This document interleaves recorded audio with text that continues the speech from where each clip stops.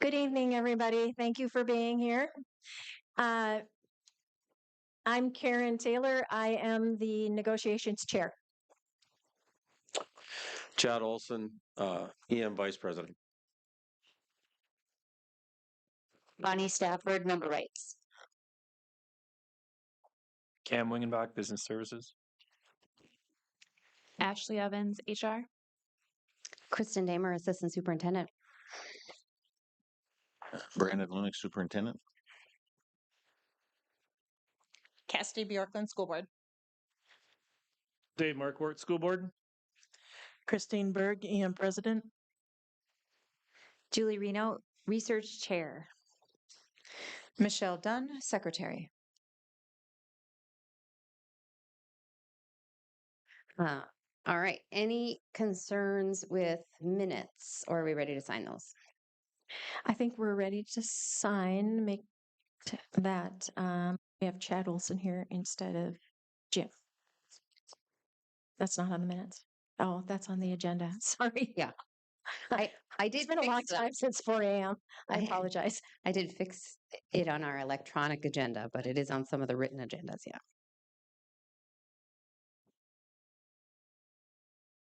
Give me a second to realize what the date was. I'm with you. I don't know, you guys. Karen and I are both a little tired.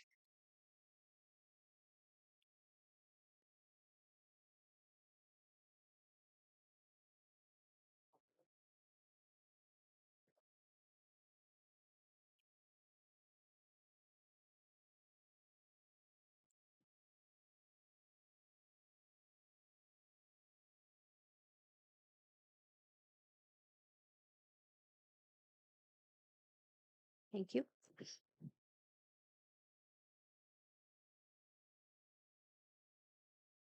All right. So I think we're first this time. So the first item that we have on ours is Article 5 and Article 23, which the district presented at our last meeting, and we are ready to TA that. So I have a clean copy, and another member of the team should be able to provide a clean copy.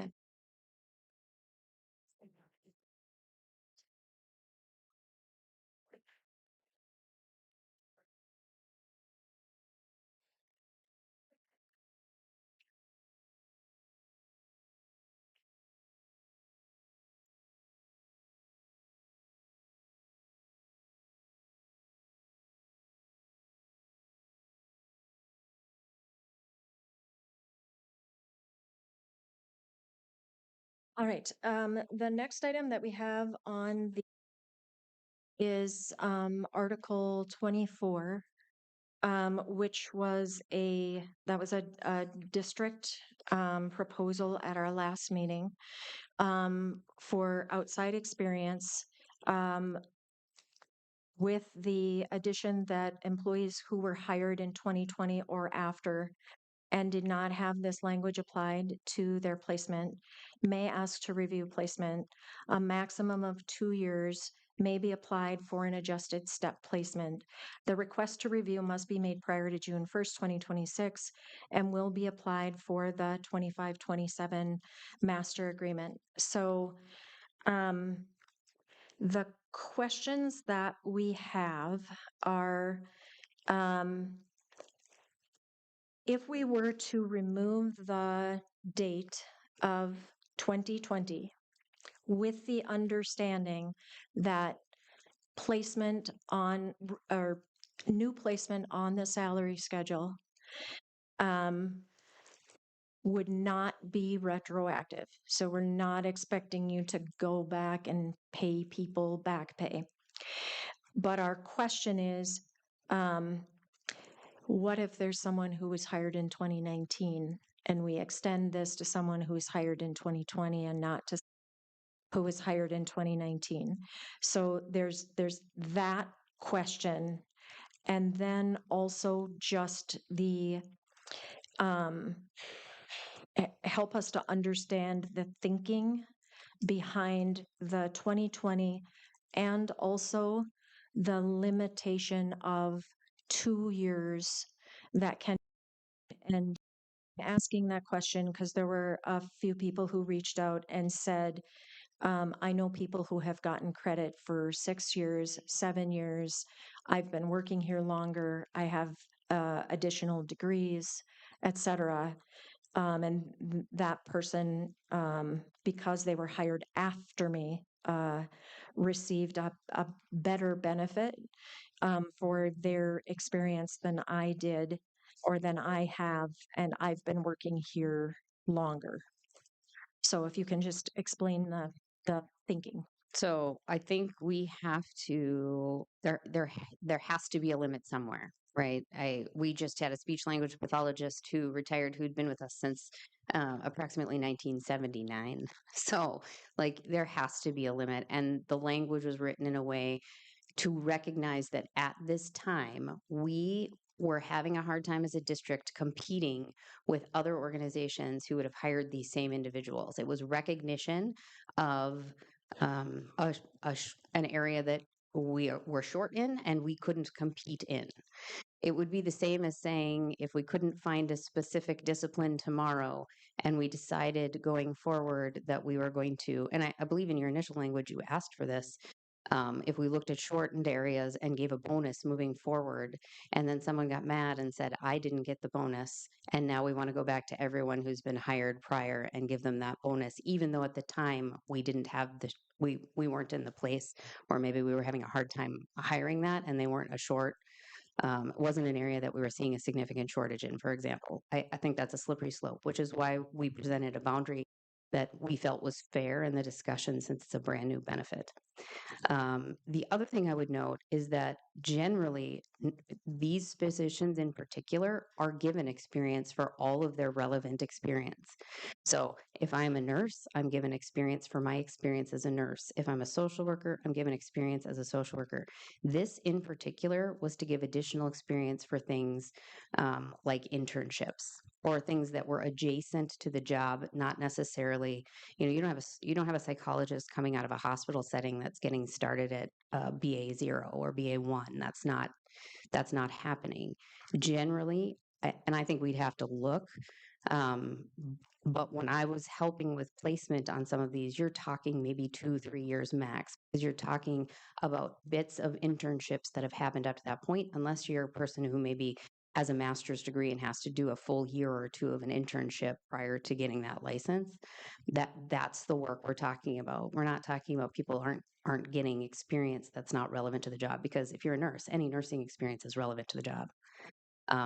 This really applies to those who are working towards the job. So you may have internships happening before you were given your license as a speech language pathologist that then you got experience for.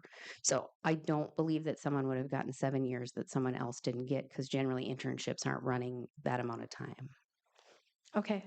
I just wanted to clarify something else that I think I must not have said it clearly. So if you're talking about someone who goes back 27 years, like there's a limit to our salary schedule. Mhm. We're not asking that this be retroactive. So we're not asking you to go back to someone who was hired 27 years ago, figure in their experience, and then pay them for all the time that they would have gotten. What we would be asking for is that if there are people who are not yet at the bottom of the pay scale, that if they have additional time, like in addition to the 2 years or et cetera, that they would be able to make the move to the bottom of the scale. We're not asking for anything more than outside of what already exists in the salary schedule. And we're not asking for retroactive reimbursement of any kind, just the ability for everyone who fits in this category to move to the place on the salary schedule that they would be placed on if they were hired today.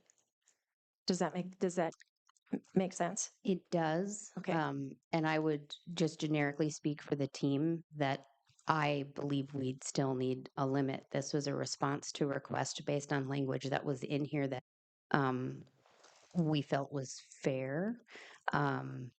So I think we understand what we're asking, but we're also saying if there's 40 people who are now eligible that each get to move 2 steps, there's a significant cost to that, and that needs Yeah. to be recognized too. And that's why my initial question was, we're wondering, like, how many people is this? Because we don't know that. Yeah. There was an attempt, and like everybody take a few people and find out when they were hired, and that's an astronomical task, obviously. So, because all we have access to is, I mean, the only way we can figure that out is on the seniority list. Right. And I think so- we did a brief run of just 2020, and you're talking maybe 10 people. I'm making that up, but we were looking at it before we got here. Okay. But now I have more context of what you're asking for too. I think I will. Okay.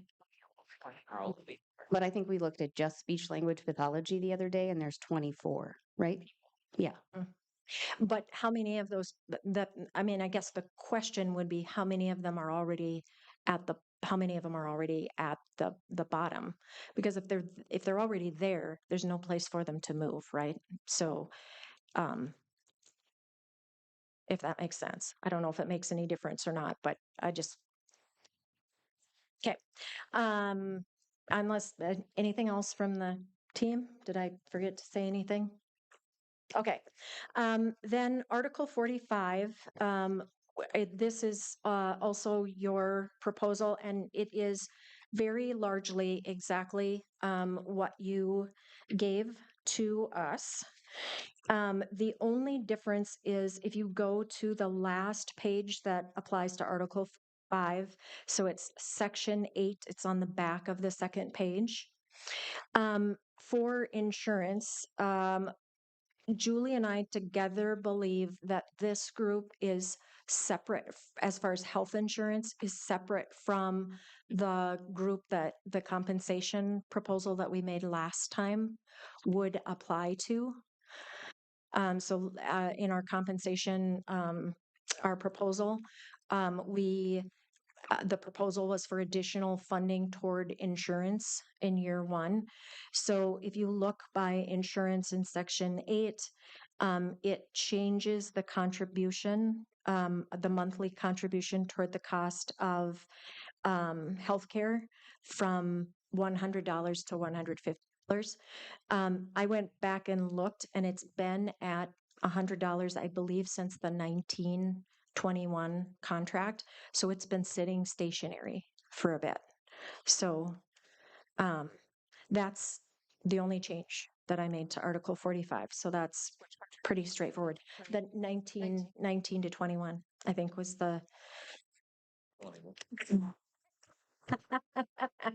I've been here a long time too, Brandon, but not that long. All right. Then the next one is leave. And I was telling members who are new to the team that by the time we pass things back and forth a few times, things get super messy. So on the first page, it's Article 38, leave due to sickness or emergency. And as a team, we're at peace with the information that's on the front of there. If you turn to the back page under Article 39, I asked at the table last time, are you opposed to adding the definition for child for the school conference and activities leave? Because I do think there are going to be a lot of questions if we don't include that. Like, it's not required that it be included. The statute is there. But I put that definition back in. We talked a little bit about it, but I put that definition back in just because I think it clarifies things for people and hopefully alleviates the number of questions that come to member rights and HR by extension. Toward the bottom of that same page under Article 41, personal leave, if you go to Section I and then following Section I, there's that is underlined and italicized. And it says teachers who have been employed with Moorhead Area Public Schools for the word 10 should be struck as the number 10 is struck. So 15 years or more shall be credited with additional days to be used for personal business and be able to accrue days based on the table below, and then the table's at the top of the next page. So people who have been working for Moorhead Schools for 15 to 20 years, so not experience outside the district, but time in the district, 15 to 20 years would have one additional day and would be able to accrue to 6.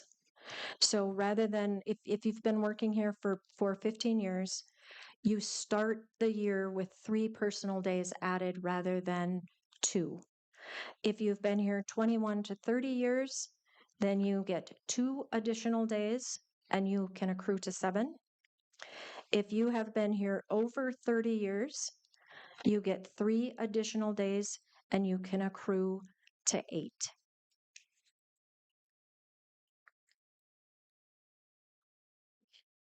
Um, okay, then I think that's the only thing that was changed under leave. The next page is Article 17. And in conversation, there has been a lot of conversation about equity. So teachers at Horizon sub for 43 minutes and get compensation for an hour. Teachers at Moorhead High sub for 85 minutes and get compensation for 1.5 hours. Teachers at the elementary sub their prep time, which is 60 minutes, and they get 60 minutes. And it's even more difficult for them to be able to sub just because of the way the elementary schedule runs. So this proposal is that any teacher who subs for 45 minutes gets the pay rate, BA step, BA 10 step, and then because the salary schedule changed, step 5, and they get 1 hour of comp time. So anyone who subs 45 minutes, doesn't matter what building they work in, gets 1 hour. And that's currently what the contract says for skinnies for the high school, which don't exist anymore. But also just kind of builds in some equity. And then that same table has been changed in Appendix I. So if you turn to the next page, and then look at item number 4. So a teacher is limited to earning 2 days of compensatory personal leave time per school year.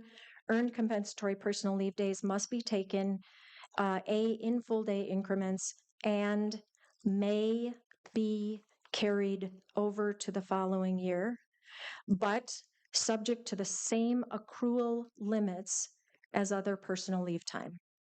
In other words, if I have 3 days and I have accrued 2 more and I sub and earn 2 more, I have to use them before the end of the year until I'm down to 5 because that's all I can carry over. So there's a limit to that. On that same document, if you look kind of right in the middle of the page, there's a note that says leave number 7, which is splitting of classrooms, and number 8, which is combining of classrooms, until after the work group meeting, which I think is scheduled for Tuesday. Because I think we want to honor the work that committee does and the feedback that they provide for splitting and doubling. So that is all on leave.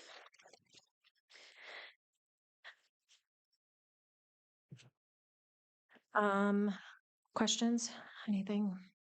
Okay. The next one is Appendix B, and I'm going to show my age here a little bit because I don't have. You don't have, no, you don't have it because what I have is I have a copy of the district proposal and I have a copy of our proposal with highlights of the differences. And so you recommended that the homeless liaison be given 2 weeks of extended contract time at their individual contract rate in order to do the work that they need to. Same for special education coaches. We recommended that the AmeriCorps coordinator be added as well. And then on ours, an increase to summer school, to the curriculum study day and hour, and the addition of the $200 for those who serve on the continuing education committee. We are not opposed to what's on your proposal, but we don't know if you're opposed to what was on our proposal. So I just wanted to share that information, and then I don't know if you planned to counter. Okay. So, but I didn't do a proposal because it would seem like then we'd just end up passing across the table twice again. You'll find we did the same thing, so that Okay. might come back later. Okay, perfect. Then we go back to the packet again. So Appendix C is largely the same as the proposal. I think the only question we had is, it- did you confirm that is it? I think it's called pay or pays. Yeah. Pay, philanthropy and youth. Did you confirm that hasn't been an approved? It has not been. It has not been. Okay. So I think that was our only question as far as the activities that are listed on here. If you go to tournament competition, I added back in the line about payment being made, and there's a really specific reason that and it like if it is something that can be dealt with internally, and it's not necessary to have this here. But there were a number of activities and athletic coaches who participated in state level competition, finished their season in March.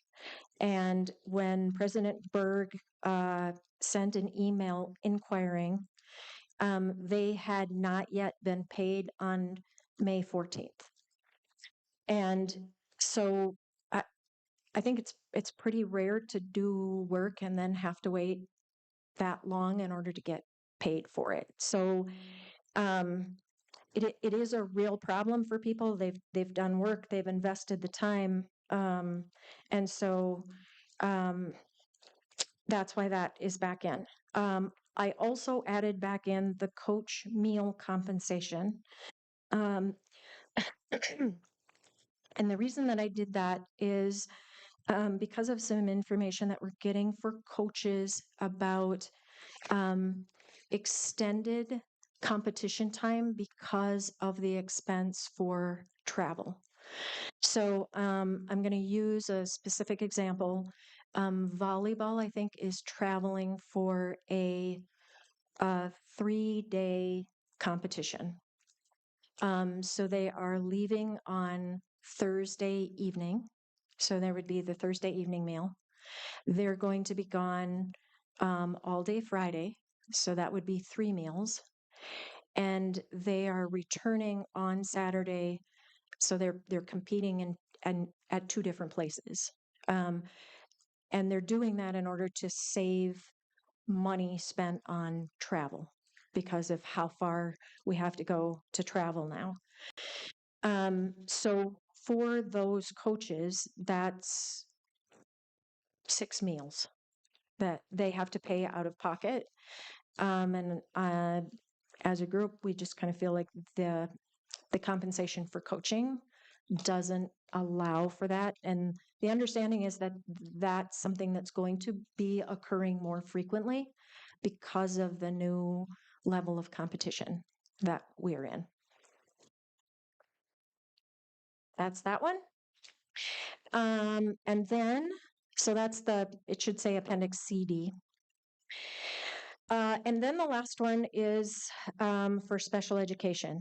And I shared some data earlier on. And the two members of the board who sit at the table asked a question about where our data came from.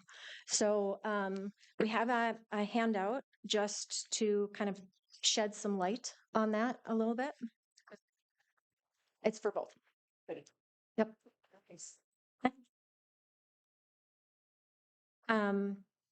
So if you look at the top of this, 50 people responded to the survey. I think that was quite likely information that you had before. And you asked whether there was data gathered as far as specific schools. So this is a response in the first column. You can see the name of the school or the program, and then the number of staff who responded. And then there was a question about classroom visits. So that has also been included. So I think it's important to say that for early intervention services, those are some of our youngest learners who are coming into the school experience for the first time. And a certain number of them are dysregulated. And they also have two supervisors for that particular program. And they're both really active because, again, these are some of our earliest learners.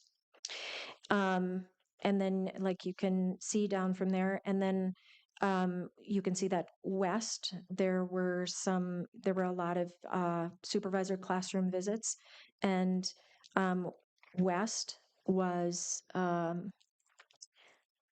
do I say this, a bit of a hot mess last year. And so the building administrators at that site said to their staff, don't put yourself in a place where you're going to get hurt.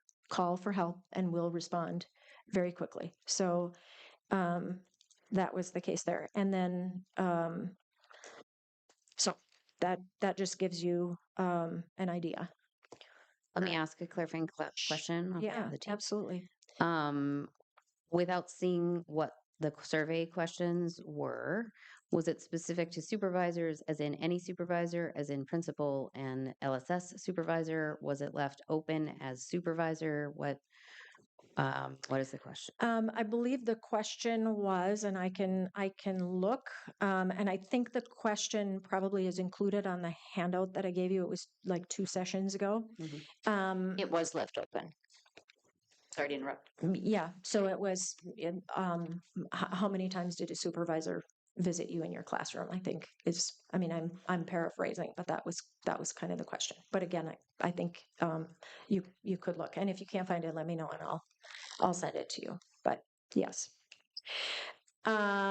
So there's that information, and then the memorandum of understanding. I feel like I need to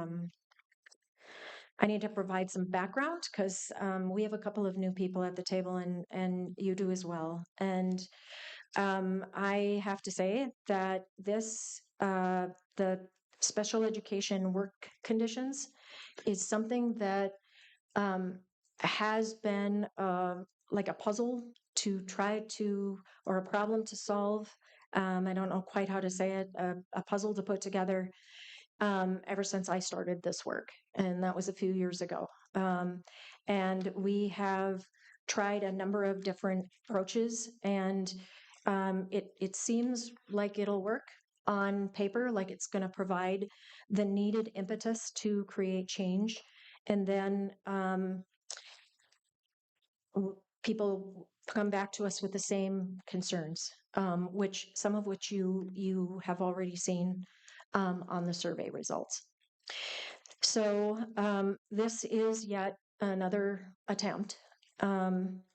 This memorandum of understanding is entered into between Moorhead Public Schools and Education Moorhead to address special education workload, caseload, and resulting burnout issues, bolster student learning and achievement, increase retention of special education and related service providers, and secure an educational environment conducive to effective instruction and learning for some of our most vulnerable student populations. And then for process, there are guidelines in Minnesota Rule 3525.2340, and there are some guidelines. Notice that it's a rule; it's not a law. And I'm saying that as much for people in the audience as I am for people at the table. It's a rule; it's not a law. And then, so there are guidelines for students who spend the majority of their day in a special ed setting. And then there's a second part that says that the district can set a policy for the workload for teachers, or excuse me, for teachers who work with students who spend less than 60% of their day in a special ed setting. And so those are both linked. If you were to look at the policy, essentially what it says is that the director of special education and administrators can set the caseload. So what's really concerning for us on behalf of our membership is that there are a number of people who responded to our survey who were never observed by an administrator, whether it was in special education or it was a building administrator. And it's really troubling. It's hard to understand how someone who has never been in the space can determine the appropriate workload or caseload for the people who are in that space every day.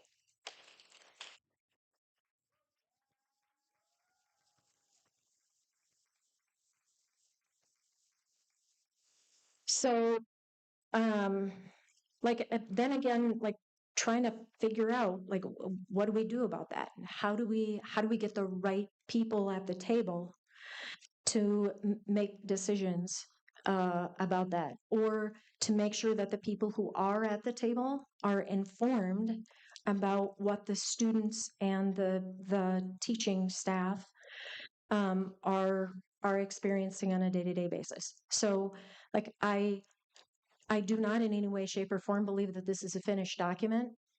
It's a stab at some ideas for how we could make this better. But again, I don't know if it'll work any better than what we did last time.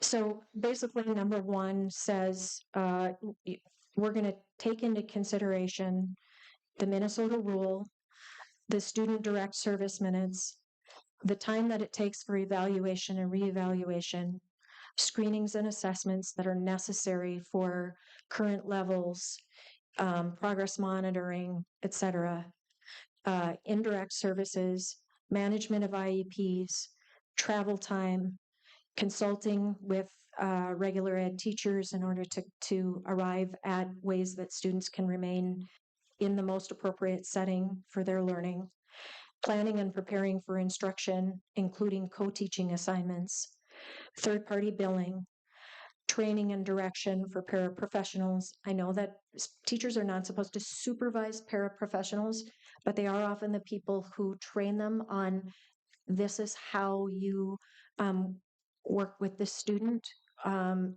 in order for them to be able to share their thoughts because they can't verbalize or that type of thing. I think I put third-party billing in there twice. I apologize. And then other services required in the IEPs of their students. Item number 2, including service providers, if they are in a position where they're overwhelmed by their caseload, is kind of what this comes down to. They're going to collect data. Like, what are the numbers? What are the hours? What's the time? When are you getting overwhelmed? What have you done to ask for help? Like that sort of thing. So collect data and then communicate with their program manager and their building administration regarding a workload, caseload concern. And I have to say that this is not for them to be passed back and forth, but for the administration to collaborate in supporting these individuals. Regarding workload or caseload concern, within 10 school days, the administrators involved will spend a minimum of 3 class periods observing the teacher. And this is not observation for evaluation. This is observation so that they have a good understanding of what the working conditions are for that person. Like, what is it like to be in that space? Ideally, those would be like times that would be chosen by the teacher. So the administrator will observe while they're providing instruction, and then the teacher and administrators will establish a written action plan to, number one, set priorities for the teacher time. So in the data, you saw that at times people have been told your priority is paperwork. Is that an impression, or is that something that they were really told? If it's in writing, everybody understands what the priority is. And then come up with solutions to alleviate the workload, caseload concerns. Number 3, with the support of a member rights advocate, educators and related service providers with concerns that remain unresolved for more than 10 school days may request a review of their workload or caseload with the Director of Human Resources. Sorry, Ashley. But really, this comes from when I was working as member rights advocate, went into a meeting with then HR director Sue Winter, and we talked about what that person's day was like, what a typical day was like for them, and all of the things, all the plates that they were trying to keep spinning in the air. And to quote Sue Winter, she said, "What the hell?"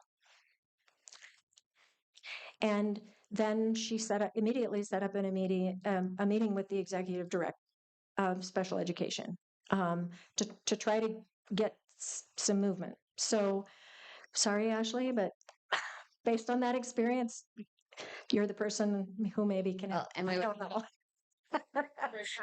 Okay. I mean, just from a process standpoint, you'd probably put human resources because generally we tag team. Okay. So Maybe Ashley, it may be me. okay. So then item number 4, I talked about this previously. All scheduled parent-teacher conference times become due process work time or trade time for special education and related service providers. I should have put in there that EIS would be the exception because they worked with their administrator to come up with a different solution because they really feel that at those early ages, they need to be at the table for those conferences to help parents understand and et cetera. In order to use conference time as trade time, all due process must be up to date at least 2 school days prior to scheduled conference dates. So it only becomes trade time if paperwork is all done. Otherwise, it's work time. You got to get your paperwork done up to date. It is not necessary to document that time since sped forms can be used to identify time worked outside the contract. That I have been told that administrators in special ed can see how much time people are spending outside the contract day. If the administration, program manager, or building administrator wants a teacher to attend, they can request attendance and compensate the teacher at their contracted rate of pay for the time. Item number 5, those working as special education teachers or related service providers will be added to Appendix B, extended contract for 1 week for due process time spent during the year and summer transition work.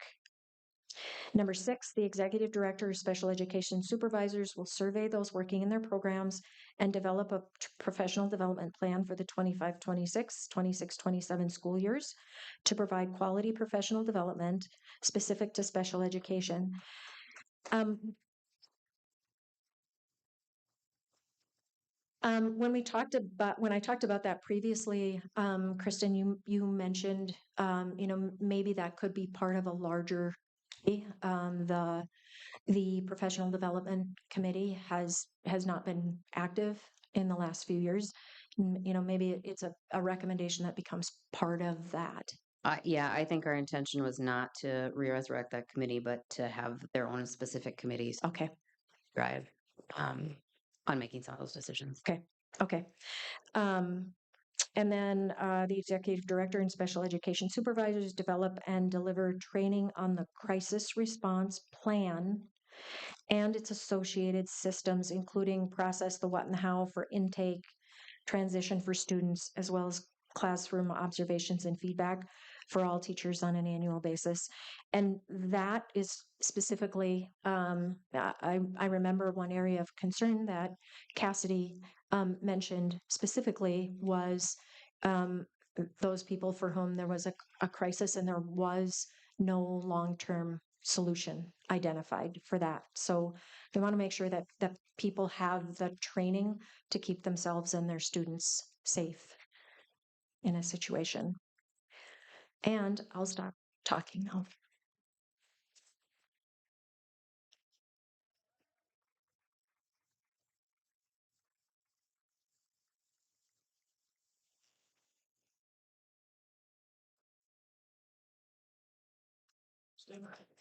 Could I just have you clarify, just one thing? I didn't catch it all. When we're talking about, section 6 or whatever, the special education, professional development, you're looking at having special or PD specifically for that? I just took my notes. I want to make sure I get it correct. Yeah, we had talked Thank you. 2 or 3 sessions ago, I think, about this, about the previous MOU and what was really needed out of that MOU. And there was some discussion about um, creating creating a committee of some supervisors, potentially Dwayne, and some teachers to make sure that we identify what they needed for professional development or support and have some direction because we'd previously been having those meetings that were scheduled and 75% of them, according to the data, was like, nope, no help needed, no help needed, no. So it became meeting to meet and not meeting to solve. And so, how did we focus that work? Thank you. Mhm. That's my recollection from probably July. Yeah, now that you say that, I think we also talked about a work group that Superintendent Lunick had pulled together specifically for DCD. And so just expanding that work group. Okay. Here's ours. There's one extra for your crew in the crowd. They want to come grab it.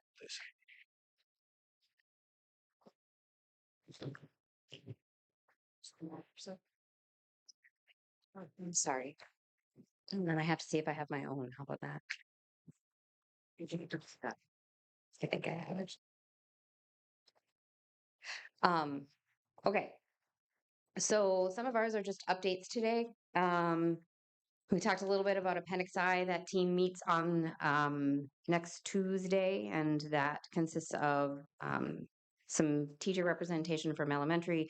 The elementary principals, Dr. Jeremy Larson, and Ashley Evans will be a part of that group, and that's to have a conversation substitute coverage.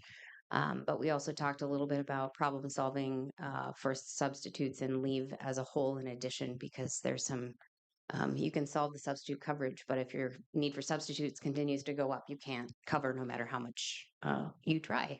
So that has to be a part of the conversation too. And thank you to Sarah who sent some talking points so they have a place to start. Flex Time PLC, you mentioned it as well. We were just going to update that EIS had met with their supervisor, created a plan without supervision and on their own, meaning Karen and I were not there. They just went ahead and did that. So I just wanted to update that. Appendix B, I think our team was thinking the same as yours. We didn't bring Appendix B, so I think just in response to some of the discussion that you had, if we had brought today, there are a couple of things in response. Summer school. It can be increased, but there's an effect. There's a consequence to that. And a consequence to that is the amount of money we have towards running those programs, which can mean an increase in number of kids, per classroom. Or so we have to be aware of that. So in general, we were not in support of that, but we just want to bring that up. And that's in a conversation I had with Dr. Larson's department today as well. And to that point, curriculum, there's not a concern in potentially raising it slightly, but to keep that in mind too. So if we bring that back, we would counter with an increase to that. And then AmeriCorps, generally teaching and learning, was not in favor of that, partially because of the job and because it's not in a classroom and it's partially coaching, partially directing, and there is some flexibility within the job already. And then I think the last one is continuing ed, and we're not in favor of committee members getting a stipend, partially because the committee is identified by statute, and our committee and the individuals from the buildings who support that is much larger than what statute requires, which requires so many teachers, so many administrators, and side individual to do that work. So just some of the discussion we're having about Appendix B, but I know that was a response in some of the discussion here today.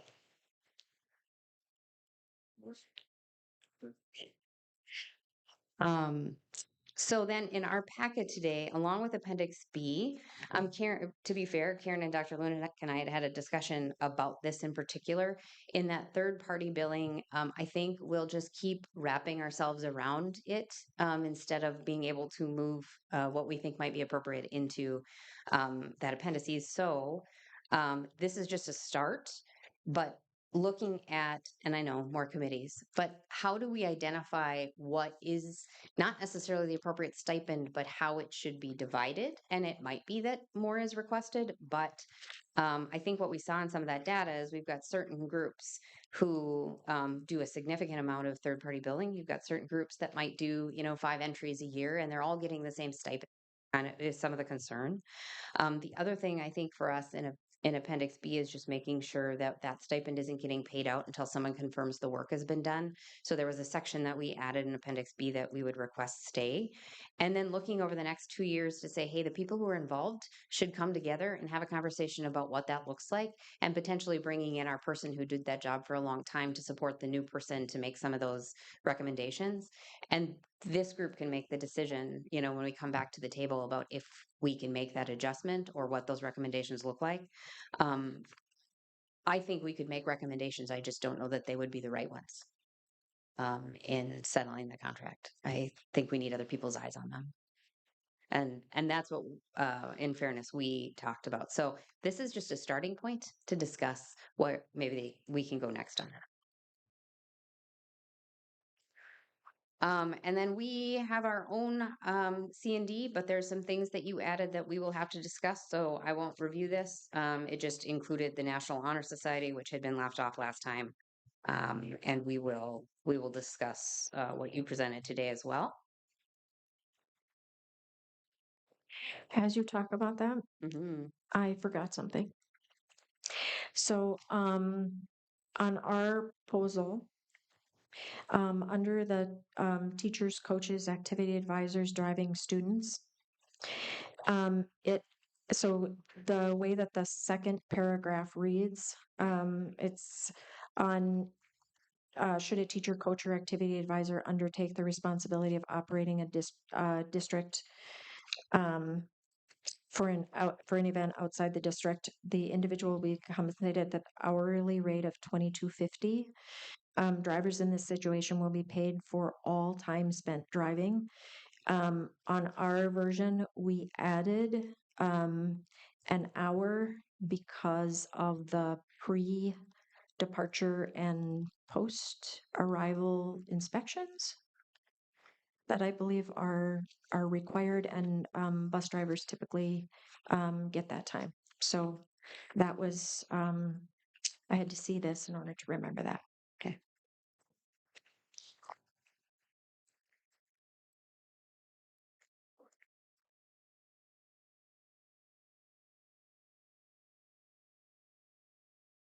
The an additional question. So there was a line that the district removed. The stipend will be paid to head and assistant coaches based on the percentage assigned as defined by Appendix D.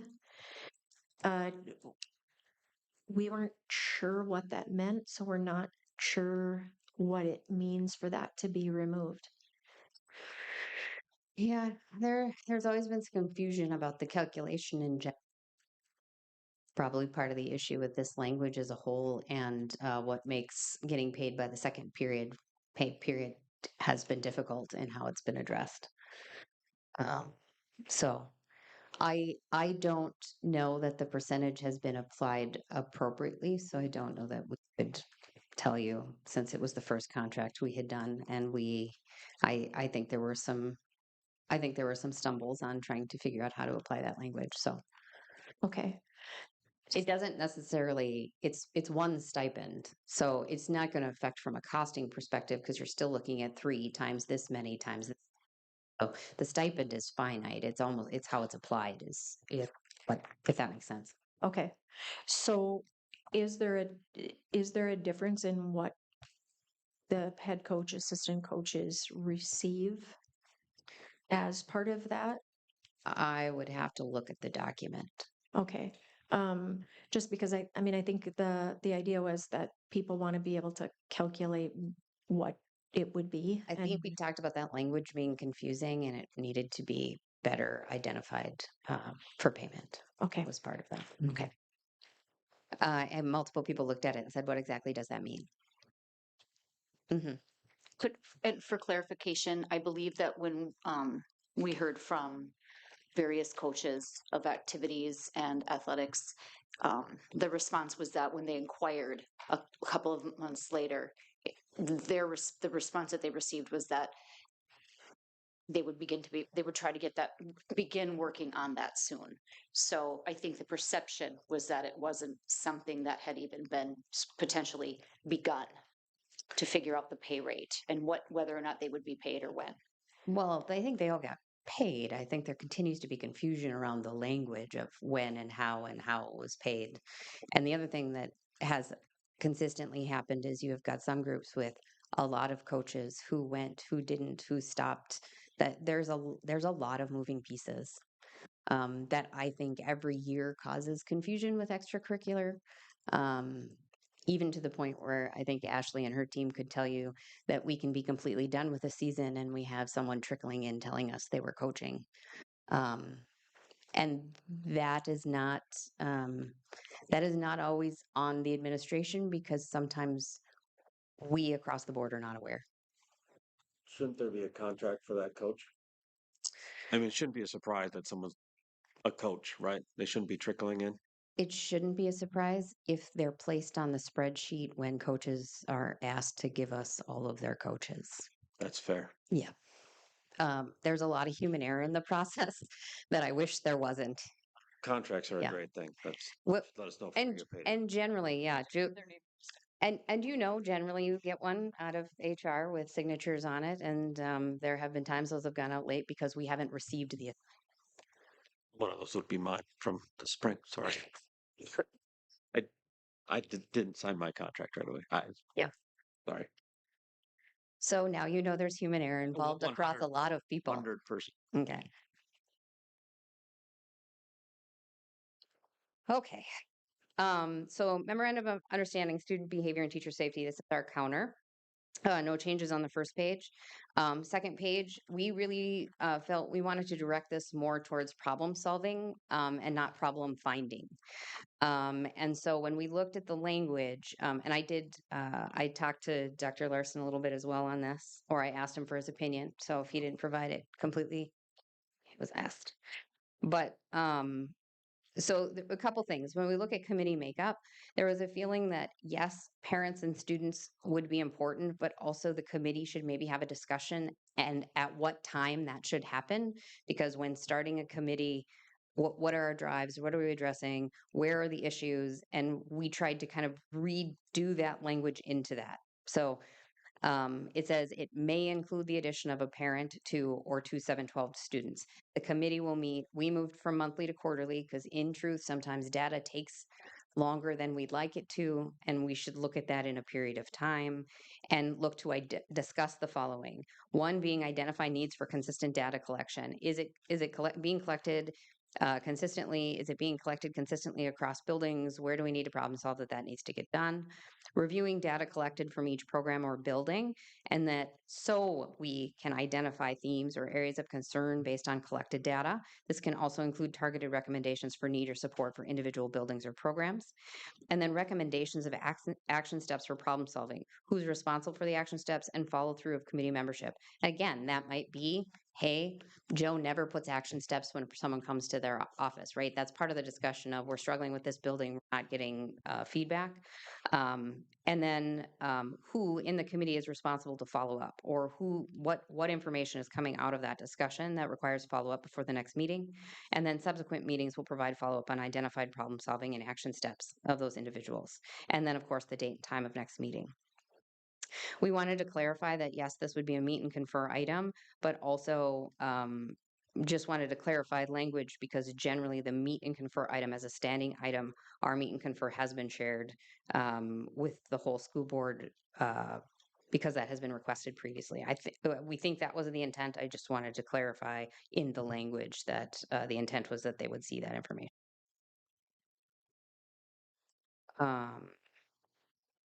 And then conclusion 26, 27, those are the changes we present today on that.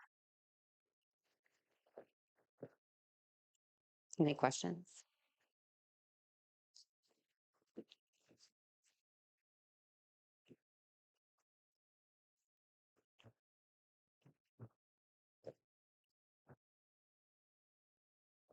Questions from the crowd are probably, when do we eat? Is there food too, or just ice cream? I think there's pizza and ice cream. That's tough to beat. To be Kind of is. Yeah. grab something way out. After I, I, I, I think so. I might take a nap. I don't know.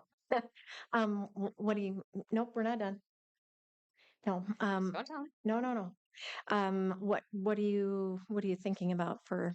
Well, so we have a district compensation response. Oh, Yeah. I'm sorry. No, that's okay. It is. Sorry. Okay. So, I think it goes without saying we're in a. No, there's no handout. Nope. Historically, we've presented a number and we've presented either a percentage or a monetary amount without any other cost to it, because we also recognize that sometimes it's helpful to sit down, research in business to look at what we have and what that can look like, and sometimes there does need to be some creativity. Um, Again, I think it goes without saying that we know the district is in a tough spot from a budgetary standpoint, and I'd like, we'd like you to. We're just acknowledging that as we present. And so, from a board perspective, we have been approved to 6%. 6% looks like 1.5% across the salary schedule on step one and year one, and 1.5% in year two. And again, that's percentages because generally we've run percentages. That's been the preference. We could run straight dollar amounts. And as we've done in the past, I do think it's helpful when we can have two heads together to kind of look at some of those numbers. As I know we know you presented yours last time, and this is what we bring you today. I will say, like, there's some, we've talked about some monetary pieces in our presentations that aren't in this, and that we need to be aware of that, which is again sometimes why the details come out at other times. But that's what we have today.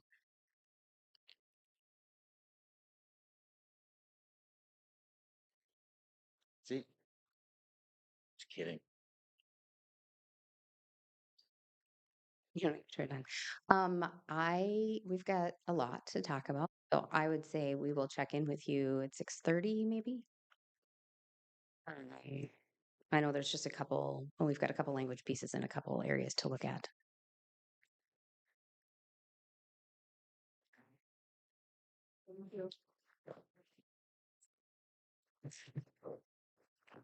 Is it really, man? I don't know that it really matters.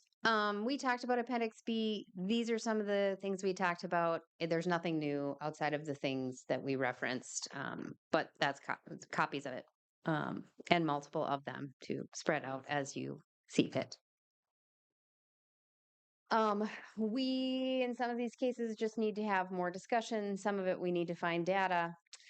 Some of it will be providing counters, but we are ready to sign off on Article 45 with your to group insurance for that group of people. I have one copy, so I don't know if anyone else has another copy.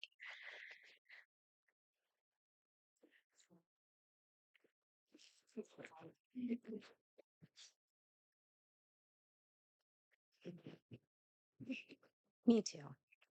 It's okay. Oh. See, this is. Brittany Keel. Yeah, that's.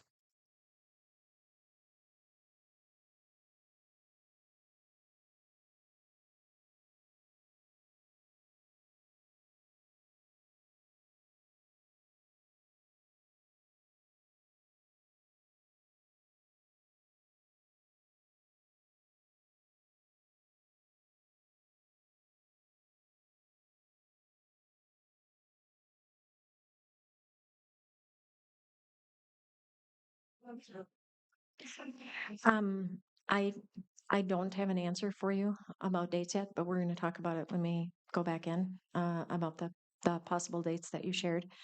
And then, we, you said that you, oh, okay, so on your proposal, what you're proposing at this point is for MA billing, that the $1,000, 300 carry. We just left it the same. Okay. We have our responses there to curriculum and then the additional two that we had added. Okay. And then language just to state that those stipends on MA won't be paid out until the third party billing kind of gives it her check stamp of approval twice a year. With the understanding of the MOU for a potential committee. So they really go hand in hand, but because we talked about it, we wanted to present you with what we had chatted about Okay. before going to caucus. Okay. Anybody else have any? I'll share that, Michelle. I haven't shared it yet. Okay. We adjourn at 7:01. I can. Try now, yeah. You didn't have it before? Yeah, I gotta get the work done.